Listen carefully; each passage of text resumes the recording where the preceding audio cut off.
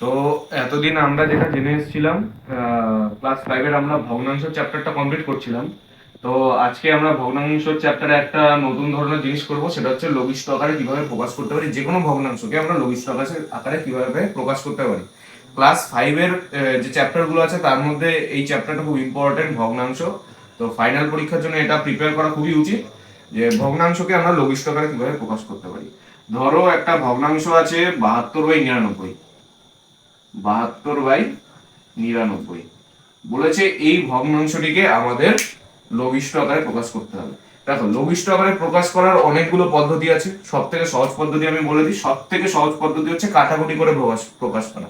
আমরা নিচের হরকে এবং ওপরের লব এবং নিচের হরকে যে কোনো একটি সংখ্যা দিয়ে আমরা কাটতে পারবো।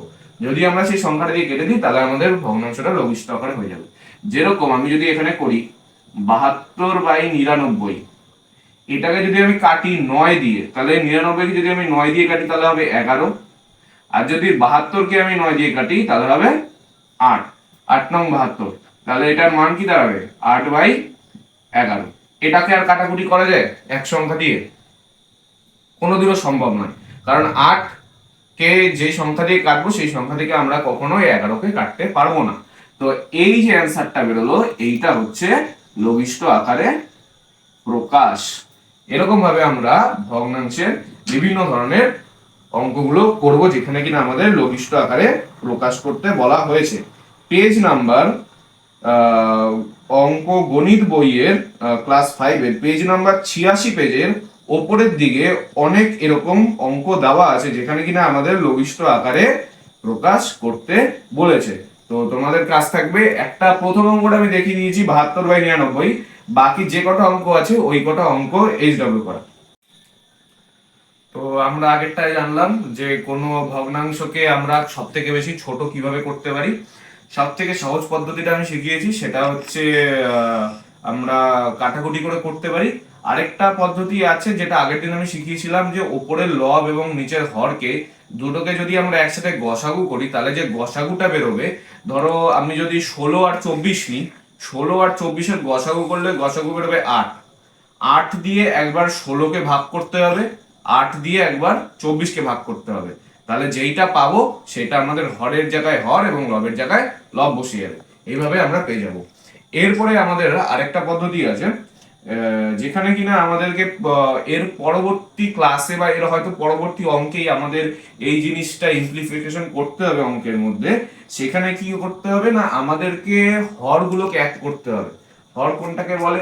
কোনো ভগ্নাংশের দাগের ওপরে যেটা থাকে সেটাকে বলে লব, আর নিচেরটাকে বলে হর। তো আমাদের কিছু একটা করে আমাদের হরকে, দুটো ভগ্নাংশের মধ্যে পার্থক্যের হরকে আমাদের এক করতে হবে। তো সেক্ষেত্রে আমরা একটা অঙ্কের উদাহরণ দিয়ে বুঝবো।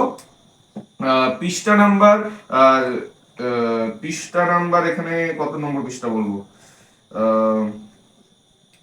পৃষ্ঠা নাম্বার 86-তে কয়েকটা উদাহরণ আছে, তোমরা চাইলে দেখতে পারো। যেরকম ধরো একটা উদাহরণ আছে 1/5 ও 1/7। ধরো একটা আমি উদাহরণ লিখলাম 1/5 ও 1/7। এই দুটোকে আমাকে হর এক করতে হবে। দেখো, এটার হর আছে 5, এটার হর আছে 7, দুটো হর আলাদা, কিন্তু আমাকে অঙ্কে এমন কিছু করতে হবে যার ফলে কি হবে না, এই দুটোর হর এক হয়ে যাবে। আমরা কি করব? আমরা প্রথমে 1/5 নেব, 1/5 লিখবো। এবার ভগ্নাংশের ওপরে এবং নিচে সেম সংখ্যা দিয়ে গুণ করব, সেম সংখ্যা। যেরকম কিনা এখানে বলেছে 7 আর এখানে বলেছে হর 5। তো আমরা যদি এমন কিছু একটা অঙ্কে 1/5-এর ওখানে যদি গুণ করি, তার ফলে এমন একটা সংখ্যা আসবে যেটা কিনা 7-এরও কোনো একটা সংখ্যার গুণফল। যেরকম আমি করে বুঝালে বুঝতে পারবে। যেরকম ধরো 1/5 আছে, 1/5 আছে, আমরা যদি এখানে 7 দিয়ে গুণ করি আর ওপরেও, তার মানে আমাকে কত দিয়ে গুণ করতে হবে? 7 দিয়ে গুণ করতে হবে, কারণ আমাকে নিচের সংখ্যা মানে হর এবং ওপরের সংখ্যা মানে লব দুটোকেই সেম সংখ্যা দিয়ে গুণ করতে হবে, তাই আমি এখানে 7 দিয়ে গুণ করেছি। তো আমি যদি গুণফলটা লিখি তাহলে হবে 7 অক্ষে 7, আর এখানে নিচে 5 7 35। তো এইটা হয়ে গেল, আমাদের একটা বেরিয়ে গেল।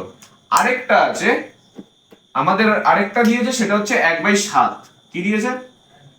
1/7। 7। 1/7 কে আমরা এমন একটা সংখ্যা দিয়ে গুণ করব, তার ফলে কি হবে, এই যে 35 এসছে, আমাকে 7-এর সাথে এমন কিছু একটা গুণ করতে হবে, তার ফলে হর 1 হতে হবে, অর্থাৎ 35 আসতে লাগবে।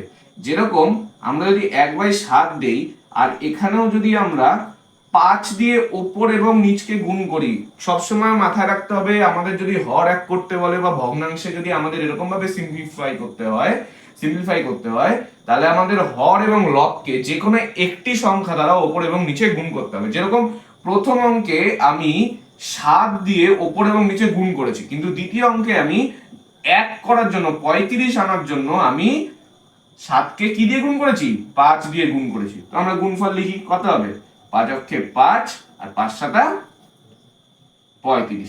আমাদের হর 1 হয়ে গেছে, আমাদের অঙ্ক মিলে গেছে। তো আমরা এখানে যেটা দেখতে পাচ্ছি, ছোট এবং বড় নির্ণয়। আমি এটা কেন লিখলাম বা কি কারণে এটা লিখলাম, আমরা একটু আগে যে কাজটা করলাম, আমরা হর 1 করলাম ভগ্নাংশে। এক্ষেত্রে আমাদের যখন বলবে যে দুটো ভগ্নাংশের মধ্যে কোনটা ছোট কোনটা বড় সেটা লিখতে, তখন আমাদের এই হর 1 করার ব্যাপারটা কাজে লাগবে। সেটা কিভাবে কাজে লাগবে সেটা আমি এখানে করে দেখাবো কিভাবে কাজ লাগবে। যেরকম ধরো আমাদের যদি একটা অঙ্ক দিয়ে দেয়, বলে দেয় যে 4/9 ও 1/3 এই ভগ্নাংশ দুটোর মধ্যে কোনটি বড় বা ছোট।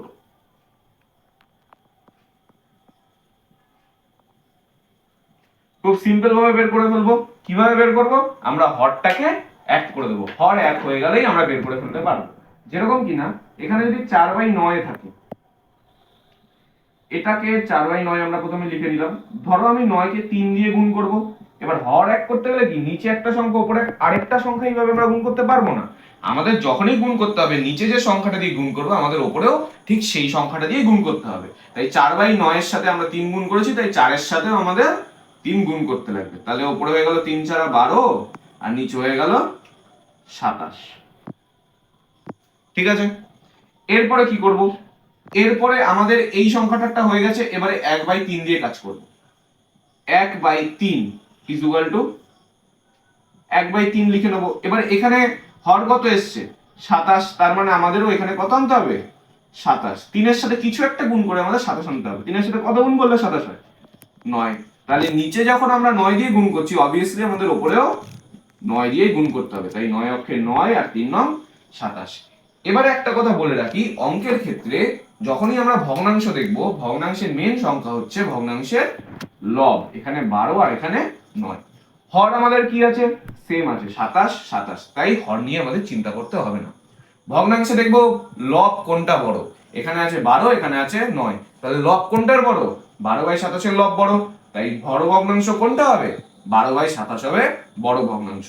অর্থাৎ 12/27 বড় কত থেকে, 9/27 এর থেকে। ক্লিয়ার। এবারে এইটা তো হয়ে গেল, মেন ভগ্নাংশ দিয়ে আমাদের অ্যানসারটা লিখতে হবে। তাহলে যদি আমরা মেন ভগ্নাংশ দিয়ে লিখি, সুতরাং 4/9 বড় কার থেকে,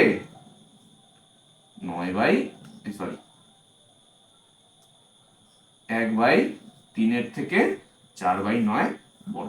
দ্যাটস ইট। তো আমরা এখানে ভগ্নাংশের যে ব্যাপারটা দেখলাম, একই হর বিশিষ্ট ভগ্নাংশ, এই ধরনের কতগুলো অঙ্ক আমি দেখতে পাচ্ছি এখানে।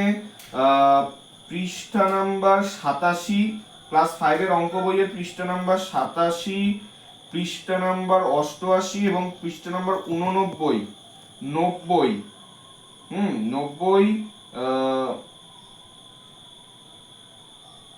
90, তারপর হচ্ছে 91 এবং 92।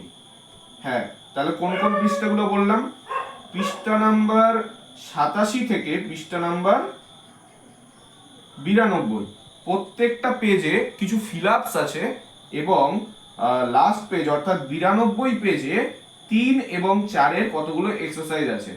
তো ক্লাস 5 এর অঙ্ক বইয়ের HW এটাই থাকবে, যে কটা পেজ আমি বললাম যে পেজ নাম্বার 87 থেকে 92 সেম অঙ্ক আছে, যা অঙ্ক করিয়েছি এটাই, এই প্যাটার্নেই অঙ্কগুলো হবে, শুধু একটু বুদ্ধি খাটিয়ে করতে হবে।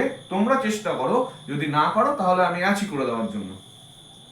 আমাকে কমেন্টে জানাবে অবশ্যই যে আমি কিভাবে কোন কোন অঙ্কগুলো করে দিতে পারবো, কোন কোন অঙ্কগুলো করে দিতে পারোনি তোমরা, আমাকে করে দিতে হবে, সেই সব অঙ্কগুলো আমি আবার করে দেবো।